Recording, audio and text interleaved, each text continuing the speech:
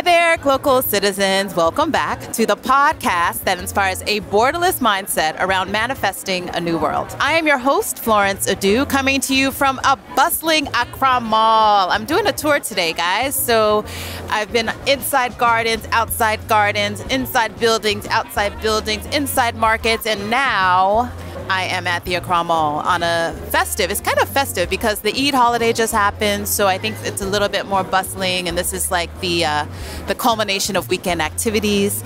And I'm here with a group of gentlemen that are truly inspirational to me, and they say a lot about the hope of Ghana in particular, and potentially the hope for rebuilding and building a better Africa. And so I'll start with his bio, and then we'll get to the conversation. So he is a graduate from the University of Ghana in civil engineering, and currently he's the founder of Bus Stop Boys. And the Bus Stop Boys is a volunteer group of intellectuals promoting clean, green environment through patriotism, volunteerism, and selflessness, with the hashtag that making unclean places clean for free is the way forward. He is interesting also, the grandson of the Apostle Dr. Engineer Kwadwo Safo Kantenka.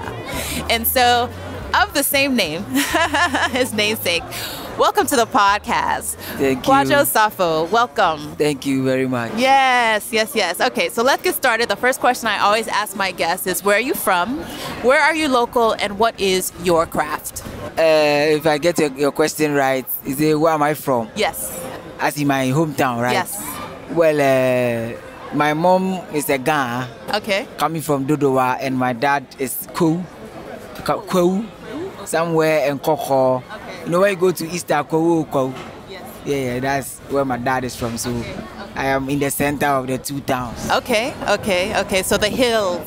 You're a hills person. From Dodowa. So to give you a little background, Dodowa it's on the outskirts of Accra, and it's known now for a lot of farming. So it's very fertile lands, but it's hilly, lushy, and that rolls into the what we call mountains.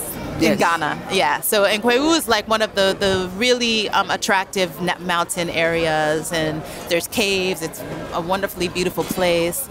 And so, okay, so that's where you're from. Yes. And where are you local here in Accra? Well, Malam Junction, in between Makati Hills and Odoko. Okay, between Makati and Adoko. Okay, another hilly. Yes, another hilly area. Well, I think my life and the hills Yes, are exactly. kind of Well, it gives you a bird's eye view of how to make things better, right? Yeah, of course. Yes. Okay, and so what would you say is your craft? Well, my craft with the Bus Stop Boys, or like Just generally. So you're an engineer. And okay. so what is it that you do that puts you in flow? Generally, I should say I went after University of Ghana, or I studied a course called Commonwealth Youth in Development Work at University of Ghana, which purposely was targeted at handling the SDGs, the Sustainable Development Goals. So, and off campus after school, I had the opportunity to learn civil engineering on practical level. So that's how come. Before Bus Stop Boys, I was actually a full-time engineer in road construction. Okay. Yeah. The inspiration came for Bus Stop Boys, and we have to literally give up on being engineer to, distilling gutters for free. Yeah. Okay. So you started. Tell us. So you're working in construction, so you know a little bit about the land. You see every day the built environment that's failing a little bit, right? And so how did you first, you said, I have this idea, and so how did it come to fruition? Tell us that story. The idea specifically, I love going to the beach, and of course, I love to experience nature. So most often than not, anytime I get to the beach, I see a lot of debris at the shore, and it saddens my heart, honestly, because the fact that I want to enjoy the breeze and kind of meditate, and the beach is not steering for what I want to do. So consistently I keep seeing that, and the thoughts always that runs through my mind is, how do I solve, or how do we tackle this problem from the roots? Because realizing that going into beach cleaning it's a problem solving, but it's not the end solution to the problem. So I was specifically looking at something that will handle or tackle the communities, because largely when the communities are dirty, it rains and then it washes all the dirt from the communities to the sea. So that was how what inspired the Bus Stop Boys were to make sure the communities are clean, so that the sea will be at peace, regardless of how many times it rains. The water will come clean. I love that, because I love the beach. And what hurts my heart is exactly what you said, to go there and see the rubbish, the bala, all of the things that make it feel less fresh and less freeing. So you've seen it and you said, okay, the solution is not at the beach. The solution is in the communities. So then where did the inspiration come to? First of all, did you tell your friends and your friends were like, yes, let's do it? What came next? Well, when the idea came, actually the idea that came to me was an idea that came with the name Bus Stop Boys. So it wasn't like I had to sit down and plan what kind of name to give it. Well, the only thing I did was the arrangement of the alphabet. The B-U-Z. Yeah, that's the only thing I did. But the idea came with a name. So quickly, I wanted to do something on my own, because in our country, everybody can talk. But before I can even speak to anybody, I started it. And it started with my wife. That was the first ever Bus Stop Boys movement that ever hit the road, was myself and my wife doing it through the Odoko, Malam Jansi to Odoko. So when we got to Odoko, then I remembered my assistant, I should say my vice, who happens to stay around Odoko. So I quickly approached him, explained the whole idea to him, and of course, if he's interested, let's do it. And he also gave in a positive result. Then from there we began extending hand to more other people who believe, yes, we can use patriotism to safeguard our land. Yeah, okay. So when you say it was you and your wife, you mean you were literally going out and cleaning? Yes. At first? That was the very first thing we did. Wow. Then I brought the guys in. Wow. Yes. Nice. I mean, I do that in my neighborhood, right? But that you said, okay, let me and you go and do this. And I love the name Bus Stop Boys, because it really brings... Because one of the places where people congregate and where we need actual organization, and we need to see if a bus stop is clean, it means it's a whole different story, right? Because you know that this is a place that people convene all the time, and people will just dump their trash or not dump their trash based on whether or not they're coming to a place that's already in good condition. And so now thinking about how you recruit people, like how did you get people to volunteer? Like how does that come in? Well, there hasn't been too special criteria getting people on board. Like I said, the first people that came on board, I just explained to them what we want to do. And by far, when we are doing it, we do it with so much love. So when you see what the place was like before and what we have been able to transform it to, you just feel like, I think we all need to put our weight behind doing this, because in the end, when a country is beautiful, it is not necessarily what is happening in the communities, but it's the general outlook of the streets that determines a clean or a dirty country. So every Ghanaian, of course, every youth will want to come from a serene environment, but it appears like the mindset is more or less like one that makes us feel like, oh, let me continue creating the mess. Somebody else will come and take care of it. So with the message we are sending across, with the action of the work we are doing, we are trying to tell whoever is watching us or listening to us to understand that, yes, you want a clean environment, but you have to create it. Because for the past 67 years after independence, we want it and we are expecting somebody to create it. It's not happening. So why don't we front them and create them ourselves? So basically, I feel like the Ghanaian, the true spirit of Ghanaian is already in us, but it's a bit hidden. It has been shadowed with inferiority and a whole lot of stigmatization. So I feel like let's unearth the true Ghanaian and the true African in our people, because if anybody wants to go into history, we were before anybody else was. Because talking about education, we can mention Timbuktu as the first ever university that ever happened on the planet, and it was us. Today it is called Mali. Yes, it is. But it was, but the same people. The same people. Yeah, so we came from. I guess a change or a shift in conscience or a shift in mindset that is literally making everything in our country go the way it is going. Because if I have enough passion and I have enough patriotism spirit for my country, even when it comes to signing contracts with other foreign nationals, I'll make sure the interest of my country comes first. So yeah, I think this is largely what is inspiring everybody to put on their Ghanaian self and let's do it for ourselves. Sure. So I usually ask the question, why the wear? And then it's, how do you come to be living, working, and playing where you currently are? So the question is, coming from your Ghana side and from your Kwahu side, how did your family come to be in Accra? Because my mom, so you go, Dodowa is, let's say, the seat of the Ghana tradition. So we more or less like even the. Are you sure? I'm Ghana too, so. I think Osumanche and all of them, they have to be. Everyone has some roots from there. Before. Okay. Because of the history of Shai Hills. More or less like the Ghana Adangbe tradition, the seat of those places. Yeah, so my mom too happens to be a trader who know traders and how they move from place to places. So she actually is based in Tema. So my mom is based in Tema. So that's where I grew up, switching between Nkoko, my father's hometown. That's why I went to secondary school. And yes, so anytime I'm off vacation, I come to my mom's place. When on vacation, I go to help daddy with the farm. And then, that's how come. So literally, I was, let's say, grew up knowing life in Accra, specifically Tema. But so which community in Tema? Well, Tema, we were at Official Town 22, Community 22, inside of Ashama. It's more inside of Ashama than okay. I'm in Tema, I'm in 19. 22. 19. Yeah, so I'm not far, but okay. And so then so you went to school, and then from there you found, because now you're based in Malam. So how did you find that area? Well, for me, growing up, I am that kind of person who I don't really want to appear like a burden, not even to my parents. So when I need something, I want to find my own ways and means of getting what I need. So even whilst I was a boy or a child, I was always trying to find.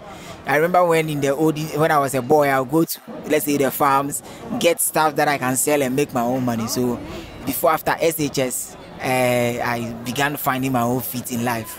I had to leave my mom and dad. Especially my mom was in Tema, and I left her and came to Accra to stay with one cousin.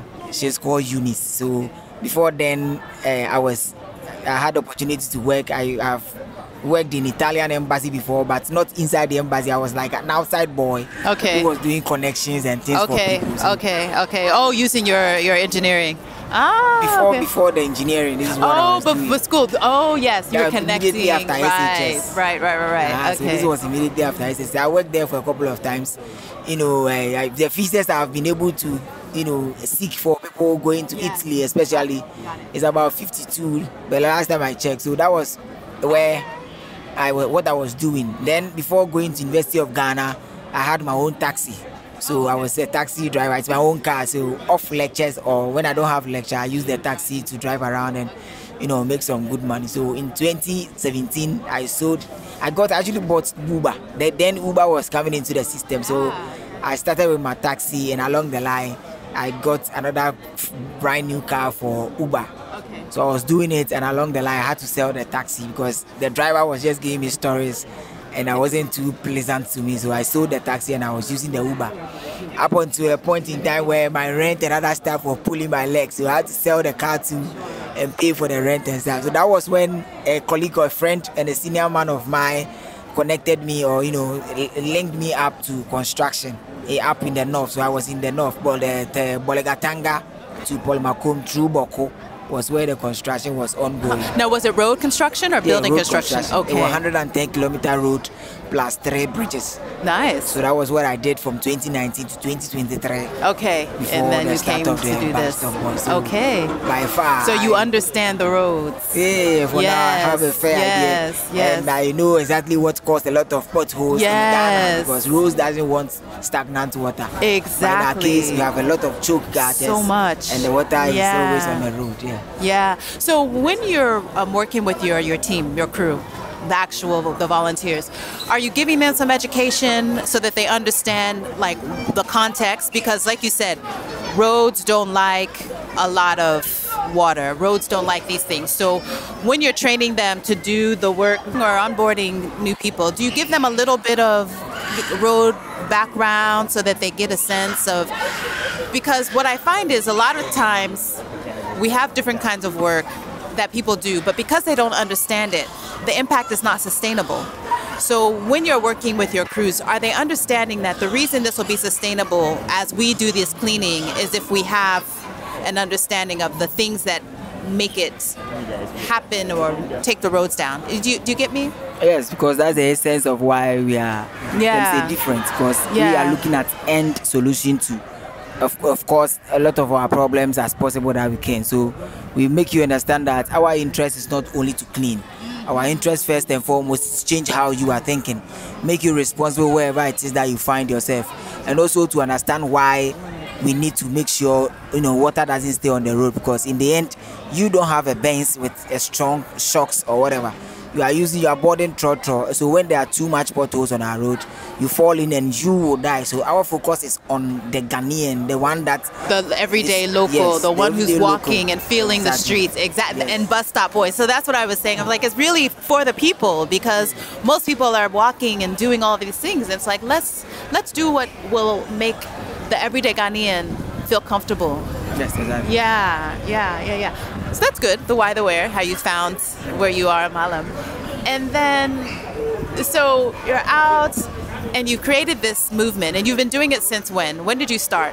Well, on social media, July will be 1 year. Okay. But off social media, this is the 11th month. Okay. So you started doing it and building momentum, and then you started to get the word out. Okay, good. And so the big question, because this is a podcast about business, is how do you fund it? How are you supporting this volunteer effort as an NGO? Are you getting grants? Is it just, because I find that no matter what, for your guys, for anyone, you have to at least give them a meal, the volunteers. So even for that, how have you built that level of financial stability for the organization? Well, talking about finance and grants, nobody so far, we don't have any, let me say, grants that is, let's say, a CD or two. Everything we are doing now is what we are self-financing, and people donating to our cause. Especially some people have seen the need for us as Africans to, make home the nicest place on earth. So even when somebody tells us, something, when we are in somebody's land and the person decides to throw jabs at us, because we can refer him and tell you, I'm coming from one of the cleanest cities in Africa. So by large, the Ghanaian have seen the need for us to make our home a better place. So they are by far supporting our cause so far.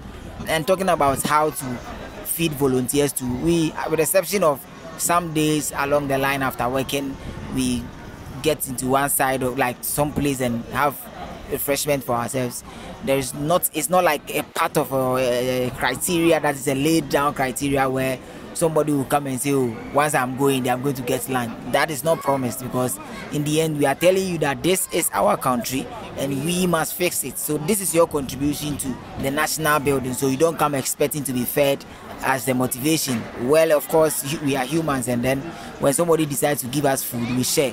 But without that, we don't necessarily go out and say, yo, come when you come, we want to motivate you by giving you food. No. I love that, because it truly means that this is a volunteer effort. Because, I think we've gotten to the point, and you see that in a lot of, organizations, is they feel like they can't get people to do something without giving them something. And so that we have for this particular work, because this is hard work. This isn't easy work. For people that are stepping up and saying, I believe in the free cleanness of our country, it's a beautiful thing. So I love that. So right now, on any given day, like how many volunteers do you have?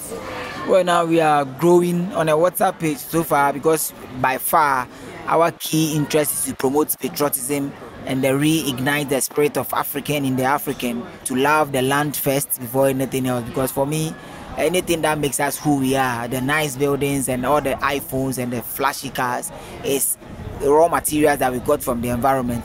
So destroying the environment means destroying everything that makes us happy or less. So anybody that shows interest in joining, we add the person. So we add the person to the community. So as at now, we have 120 on the WhatsApp page. But when we decide to go on a location, because by far everybody has a day job, we get between 25 and 40 at a given location. Okay. Well, I mean, that's a bit sizable group. Yeah. And so how do you plan your activation? So this is an everyday job for you. This is what you've dedicated yourself to. So every day, what's a typical day? Well, a typical day for Bus Stop Boys, you wake up by 5:30, you should be awake. Find your way to where we have our tricycle. That is where, so I will be moving from Malam Junction to where the tricycle is at Dakoma. And then if you know you bought the tricycle, then you have to be there latest by 6.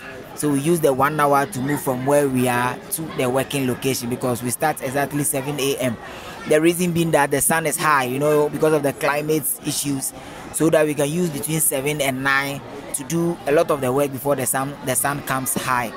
And of course, until you see enough being beautiful, you are always making sure you just don't come around and do something for people to say, oh, you just came, look at what you have done. Say why you want us to come. No, but to finish for whoever came around to see that yes, there is a bigger transformation, and if everybody is committing a bit of his or her time into our taking care of our environment, we can make it. It is very possible. For me, cleaning or town beautification, it doesn't necessarily require a lot of classroom education to get it done. No, at all. Because if I can put 1,000 people on the streets, everybody is cleaning and others are planting flowers. That is town beautification.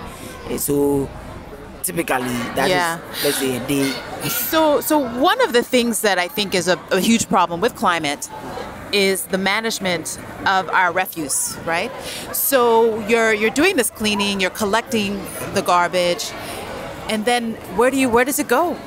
So that's a whole other vertical. So how are you managing the disposal of the rubbish that you're collecting? Yeah, for now we know of 2 dumping sites. One is at Achimota, it's called Zoom Park. I think it belongs to Zoom Lion. And one is at Malam Junction behind the market. So these are the 2 places that we are dumping so far. And as we make progress, if we get some good money, then we can also go into, turning trash into luxury. It's one of our aims, to turn what you feel is trash, we turn into something luxurious and sell it back to you. Sure. So a little bit more sorting as you are doing it. Because it is possible. We can create a whole lot of brand new things from trash. And in the end, when trash it gets that value of luxury, then of course it becomes scarce. When it becomes scarce, the environment is clean. Because now everybody wants to gather trash and make some more money, so nobody will allow the trash to be on the environment in the first place. So this is the level of swag that we want to add to refuse, so that anybody, whether in suit or tie, will be so proud going to clear the trash because he knows the ransom that it comes with. I love that. That's a great mindset shift. Okay, so this is where I like to ask. I won't ask a mindset hack right now, but I want to ask about movement. And so I have this question about glocal speak. So in your space of, the environment and volunteerism and even engineering, is there a word, a phrase, or a saying that you hear all the time that you would say is glocal speak? And tell us why or how you value it. Normally, when we are moving, it's like bossu, like that is the random word that is, even if you don't know the person's name, you say bossu. Bossu. Yes. Oh, okay. Bossu, like bossu. Senior man, something of that kind. Oh, okay. It's a term that's normally we use. Yeah. That's glocal speak. Oh, okay.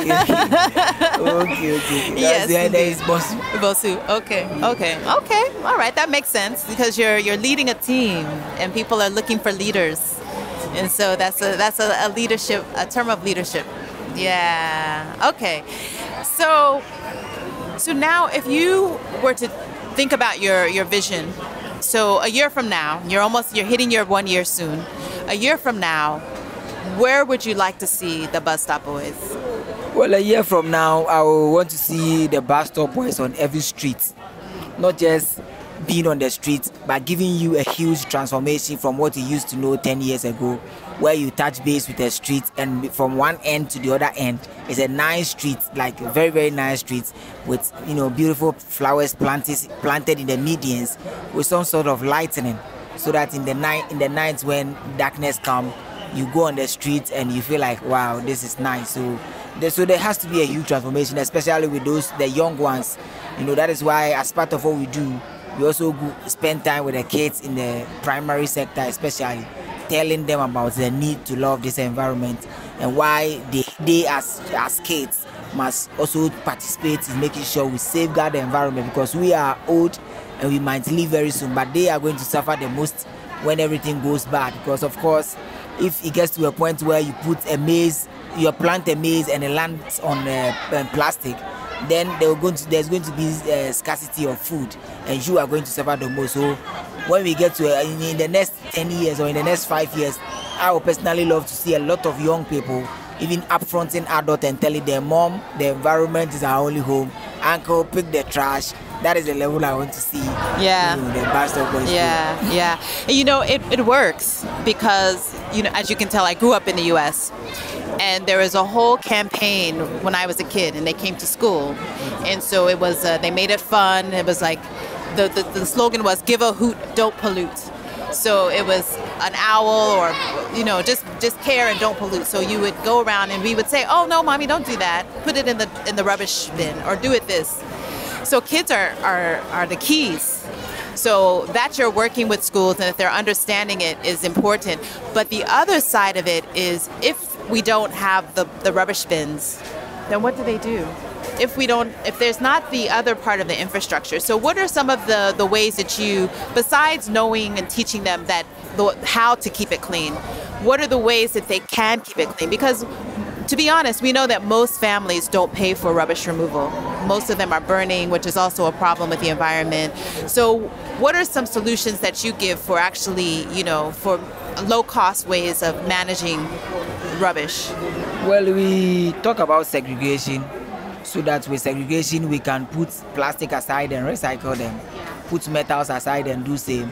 And then the organic waste can be given to pig farmers, compost, to feed their livestock. Sure. And we also talk about the fact that we can use organic waste to generate our own kind of fertilizer to nurture the soil at a particular point, and even plant edible vegetables, being it tomato and petty things that we use in our kitchen.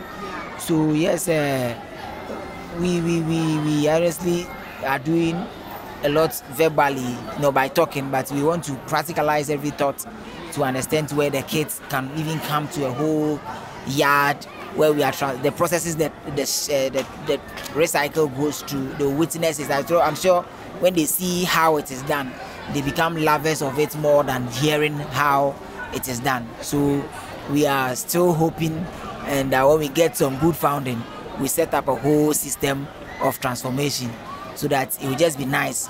Kids can grow up and say, yes, I want to be an environmentalist, whether paid or not paid, because that is for me, with what we are doing. Another thing too that we kept saying, the inspiration we also got from Apostle Dr. Engineer Kojo Sarfo, is service to mankind, a service to God. So to us, everything we are doing is our way of saying thank you, God, thank you, universe, for giving us a place to stay in the first place. We must be grateful for the little that we have, because like I'm saying, if the universe to also say, I'm tired of you guys misbehaving, and that is the end. The way I see it, Earth is always going to win. Yes, we're just here for our experience, but the Earth is going to win, So just like you said, exactly. So I'm glad you brought up your grandfather. So tell us the story. So you started to tell me about the story. Just some background. There's one car manufacturer in Ghana that is Ghanaian, and that is Kantanka. And so your family that's your family, basically. So tell us about your grandfather and how the idea became the product, and how the lineage of engineering is in you.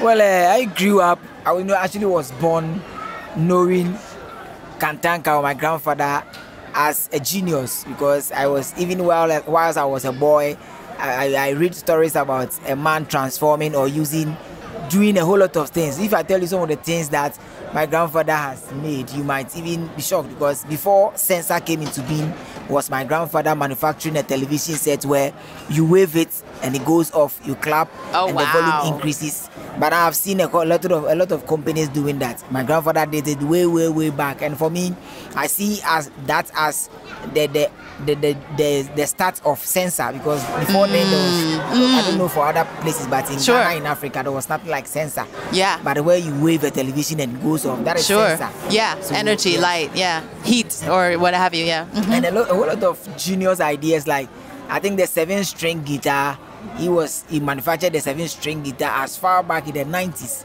In the 1998 especially too, he manufactured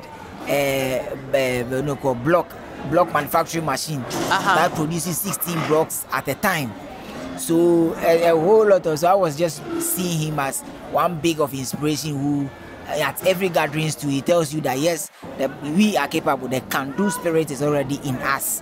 And the fact that we as Africans or Ghanaians must look at what works within our environment. So if you get an idea, let's say polygamy, for example, is working outside, like how is it polygamy? No, polygamy is in Africa, but a single marriage, realizing one man marrying one woman, is working in Europe. But when we bring that idea to our space as black people, does it work? If it doesn't, then we have to look at how we make it work within our space. So we don't necessarily bring an idea that doesn't work here and implement it. So he will cite a lot of examples and tell you our kind of education today is not working because it produces a mass people who are with certificate and looking for job. So we should change the education to one that puts artistic, bring a lot of creativity on board. So by the time the boy is out of maybe university, he has a whole brilliant idea to create massive work and pull a lot of people into it. So these are some of the stuff that I was hearing from him.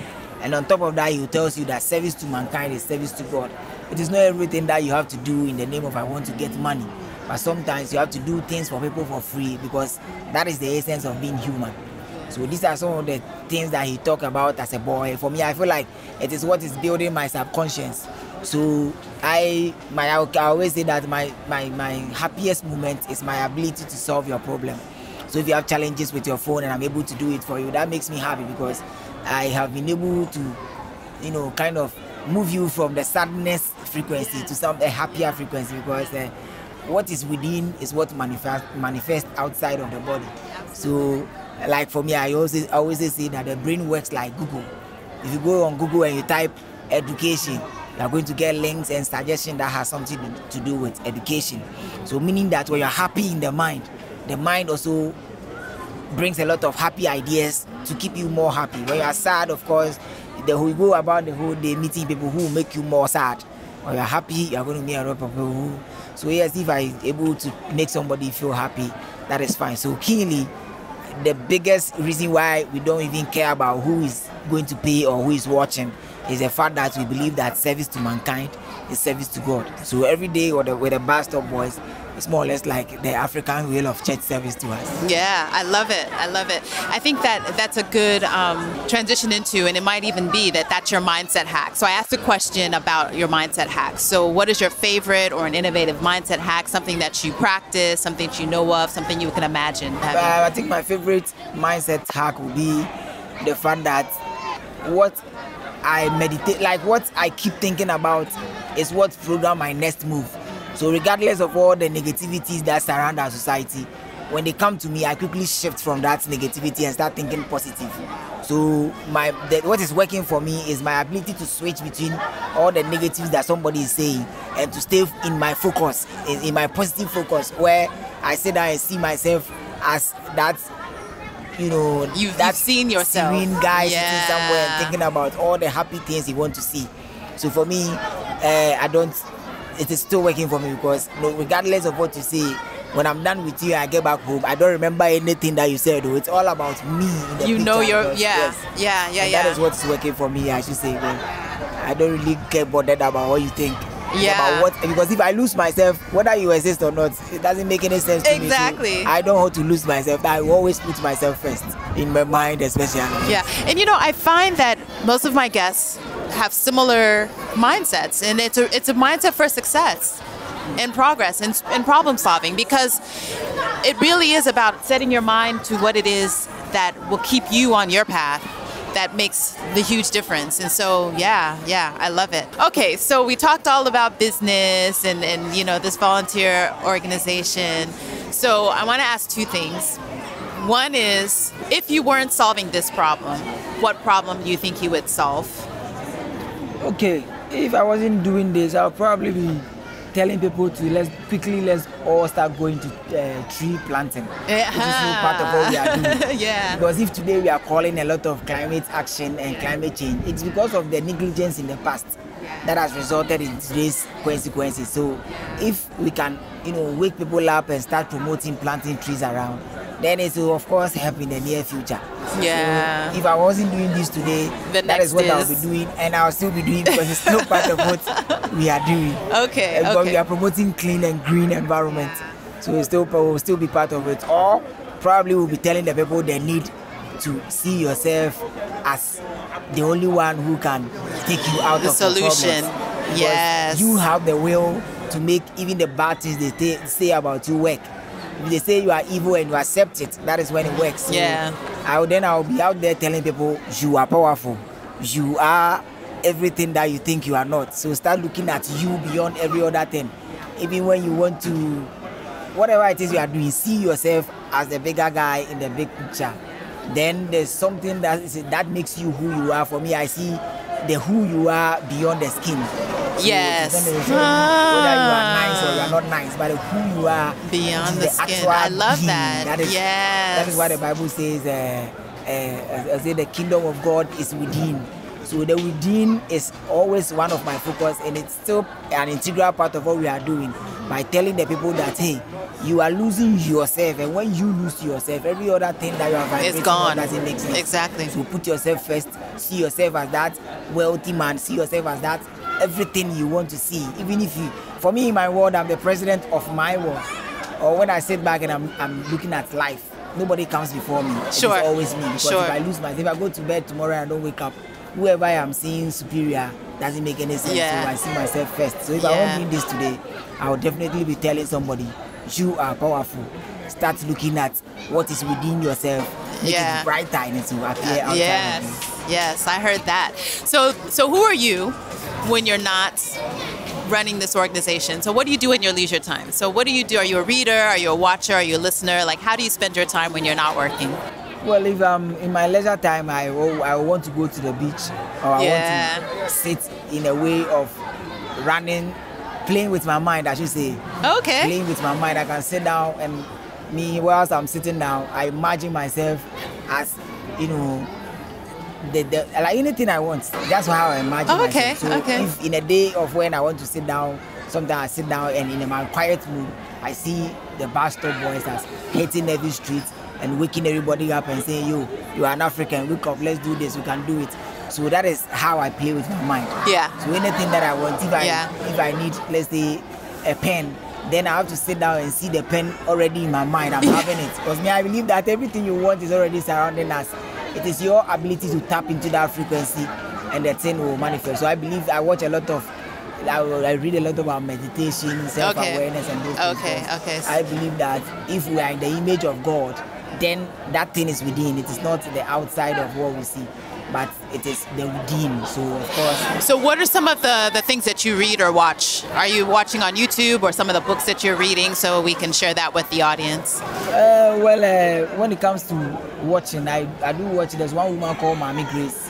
Okay. She does a lot of awakening videos, self-awareness, videos. She's on YouTube. Okay. I do watch her a lot, and me too. A lot of the time, I'm very curious about mysticism.